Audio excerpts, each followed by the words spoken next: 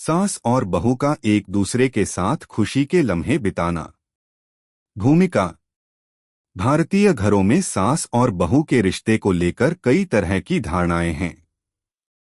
अक्सर यह माना जाता है कि इन दोनों के बीच रिश्ते में टकराव और तनाव होता है, लेकिन असल में यह रिश्ते बहुत ही खूबसूरत हो सकते हैं अगर समझ, स्नेह और सहानुभूति हो।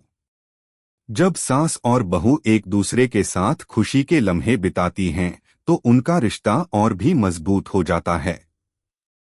यह कहानी उस समझदारी और प्यार की है जो सास और बहू के बीच समय के साथ विकसित हो सकती है, और किस तरह वे एक दूसरे के साथ जीवन के अच्छे पलों का आनंद लेती हैं।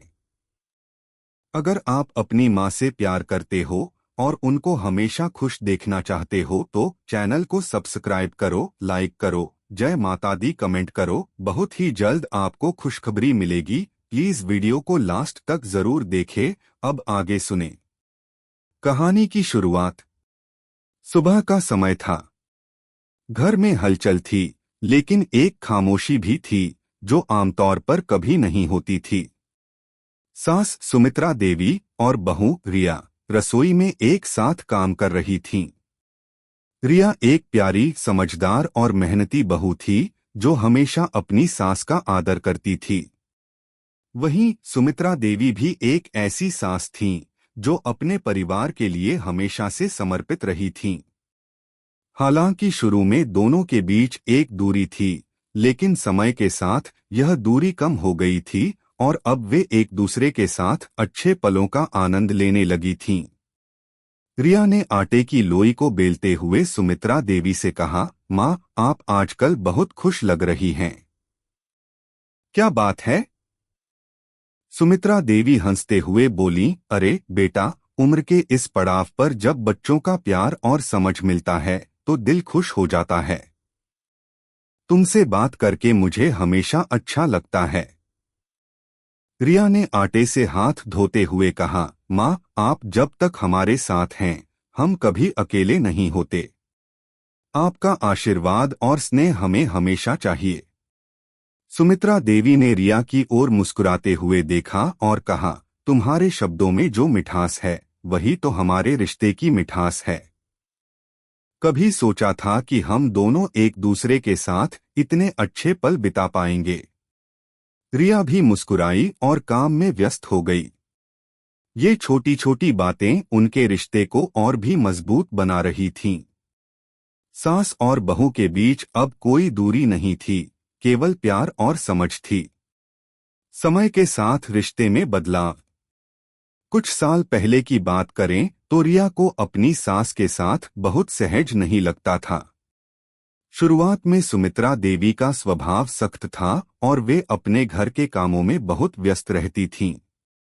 रिया को लगता था कि वह अपनी सास के लिए कभी भी आदर्श बहू नहीं बन सकती।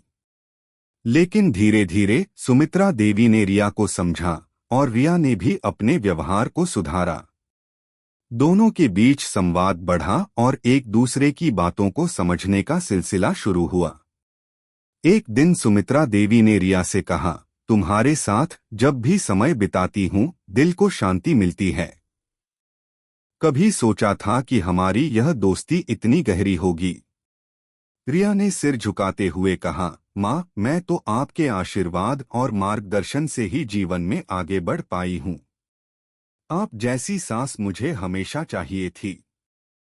यह बातें रिया और सुमित्रा देवी के रिश्ते को और भी सशक्त बनाती। अब उनका दिन एक दूसरे के साथ बिताए गए खुशनुमा पलों से भरा हुआ था। साथ बिताए गए खास पल। एक दिन रिया ने सुमित्रा देवी को उनके पसंदीदा खाने की डिश बनाने का वादा किया। सुमित्रा देवी को अपनी पसंदीदा मिठाई गुलाब जामुन बहुत पसंद थी। रिया ने यह सोचा कि वह सुमित्रा देवी के लिए इस विशेष दिन को यादगार बनाएगी। माँ, आज आप मेरे साथ गुलाब जामुन बनाइए, हम दोनों साथ में इसे बनाएंगे। सुमित्रा देवी थोड़ी चौंकी, तुम गुलाब जामुन बनाना जानती हो? रिया मुस्कुराते हुए बोली, बिल्कुल, मैंने आपकी रेसिपी याद की है। आप ही के हाथों का स्वाद सबसे अच्छा लगता है।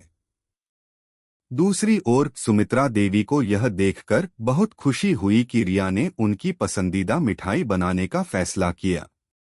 वे दोनों रसोई में लग गईं और कुछ ही समय में गुलाब जामुन तैयार हो गए। साथ में बैठकर दोनों ने उन्हें खाया और बातों में खो गईं।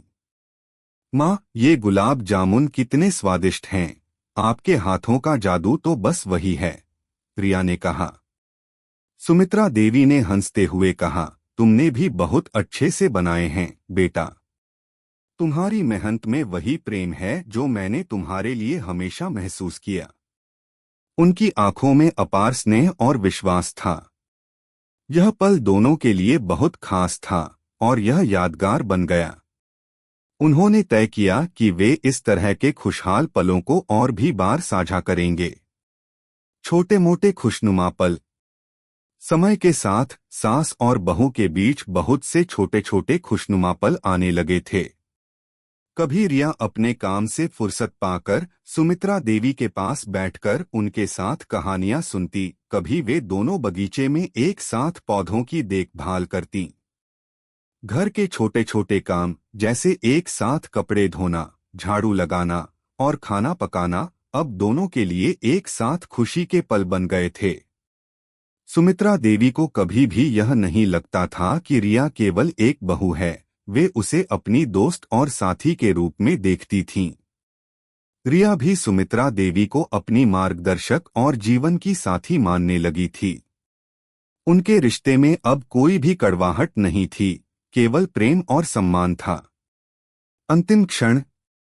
एक दिन सुमित्रा देवी ने रिया से कहा, बेटा, मैं अब बहुत खुश हूँ। जीवन के इन अच्छे पलों को देखकर लगता है कि हमने जो भी संघर्ष किए वह सब सही थे। रिया ने सुमित्रा देवी की बातों को ध्यान से सुना और कहा, माँ, जब तक आप हमारे साथ हैं, हम कभी भी अकेले नहीं होते। आपका आशीर्वाद हमारे लिए सबसे महत्वपूर्ण है। इस दिन को वे दोनों हमेशा याद रखेंगी। सास और बहू का रिश्ता अब एक मजबूत दोस्ती में बदल चुका था, जहां दोनों एक दूसरे के साथ खुश रहते थे और जीवन के हर पल का आनंद उठाते थे। निष्कर्ष। सास और बहू के रिश्ते को लेकर जितनी भी धारणाएं हैं, उनमें यह कहानी एक उदाहरण प्रस्तुत करती है कि जब दोनों एक दूसरे को समझें, सम्मान दें और प्यार करें, तो उनका रिश्ता न केवल मजबूत होता है, बल्कि वे एक दूसरे के साथ खुशी के लम्हों का आनंद भी ले सकते हैं। यह रिश्ता केवल संघर्ष नहीं, बल्कि सामंजस्य और मित्रता का भी प्रतीक बन सकता है। कैसी लगी आपको कहानी? प्लीज कमेंट करो, लाइक करो, सब्सक्राइब करो। धन्यवाद।